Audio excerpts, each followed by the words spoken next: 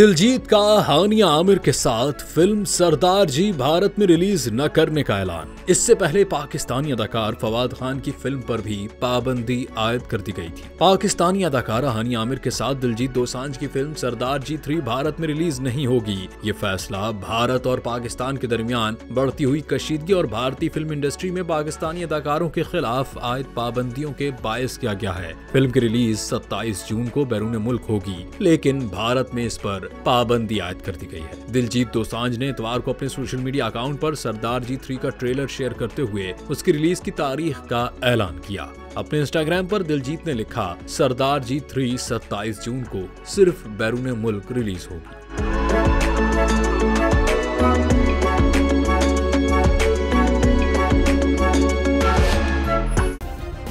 Subscribe करें और bell दबाएं ताकि कोई खबर रह न जाए।